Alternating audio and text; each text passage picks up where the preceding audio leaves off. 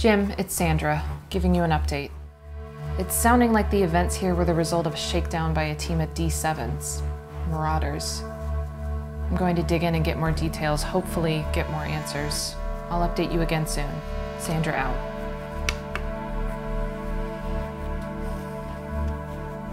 Avery, I need you to run a probability report. What are the odds these Marauders return to Altamira? Hello, everybody. We're here today with Paige Rion, one of the lovely stars of our movie Hemisphere. We're going to ask her some questions and show her some behind-the-scenes stills and video, see what her take is on the whole process. How are you today? I'm doing really well. How are you? Good, doing well, doing well. So we want to hear a little bit more about your experience working on the movie Hemisphere. So let's start off with your character. Tell us about Sandra Ramirez and what it was like to play her. So, Sandra Ramirez is a pilot investigator. And when you first meet her, she is sent to a mining outpost outside of Mercury to investigate what's going on because it's gone dark. So, her job is to go in there and figure out what's going on. And as you continue watching her story play out, a lot happens. So Awesome, absolutely. Can you give us just a brief summary overall what the movie is about, what your take is on it? without spoilers, um, Yeah. um, it's the definition of a space thriller. I will definitely say that. It's also the story of two unlikely friends coming together and figuring their way out of a intense and high stakes situation and seeing where they come out on the other side. So what was it like shooting an independent movie in the bowels of someone's basement in McLean, Virginia? What was that like? It was definitely interesting. My previous films have all been on location, so filming in a more studio setting, it was refreshing. It was different because it was consistent. Even though we would change the set every few weeks, it was nice coming back to the same space, and you could see Sandra's space becoming, her temporary home. Did you feel encouraged by different things, various aspects of the project? What you were able to do given the space you were able to work in?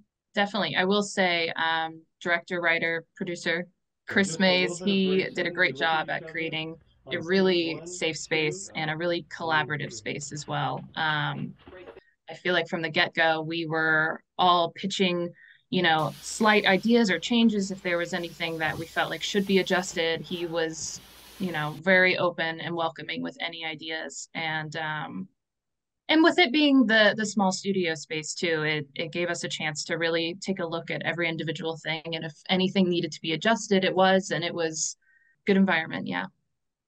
How did you feel when you landed the role? How did that make you feel? Were you excited, nervous? What were your I thoughts? was I was very excited. I was nervous, but in a good way, because I'd never done anything in this realm, in the thriller space realm at all. So I've mainly done dramas and a little bit of comedy, but nothing thriller or suspenseful.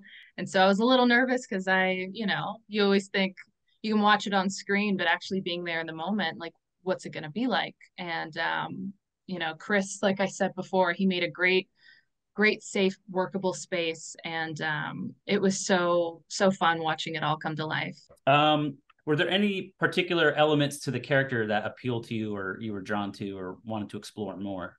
Definitely. I mean, Sandra is your, very, you know, stereotypical independent woman. And I loved that about her. I loved that she was, cut to the chase. She followed the rules. She knew what her duty was. But I also was really drawn to her because there's so much more below the surface with her. Like though she has this hard exterior and she's very all business, there's so much more that's going on beneath the surface with her emotionally, mentally, and it was being able to delve into that throughout the creative process. It was really great.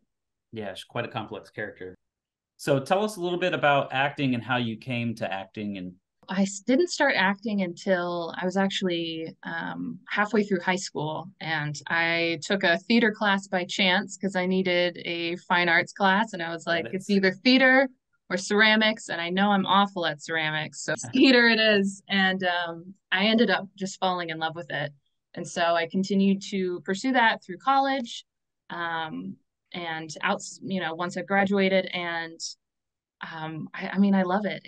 There's nothing like it, getting a chance to be all in all these different worlds and all these different characters. There's nothing like it, honestly. And acting nowadays, it's um it's been different, the whole process. I think for me personally, just due to, COVID and the pandemic, it's Mhm. changed a lot of things with filmmaking, especially the audition process. Everything nowadays is all virtual, and Right. which I think is a good thing because it's gives you a chance to, connect with creators, filmmakers from all over, not just in a specific region. Now you mentioned that you loved it. You went into it and you loved it. When did you? I'm just going to say this for you. You're really good at it. So when did you kind of realize that it's not just that you loved it, but that you also had like a talent for it?